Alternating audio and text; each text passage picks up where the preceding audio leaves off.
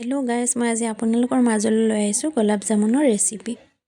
গোলাপ জামুনৰ ৰেচিপিটো বনাবলৈ ইয়াত 2 কাপ চুজি লৈছোঁ আৰু 1 কাপৰ বেছি মই মিল্ক পাউডাৰ লৈছোঁ। তাৰপিছত মই নিজে ঘৰত বনোৱা ম'হৰ গাখীৰৰ ঘি লৈছোঁ। এতিয়া এইখিনি মই মিক্সিত পিচি মই আপোনালোকক দেখাই আছোঁ।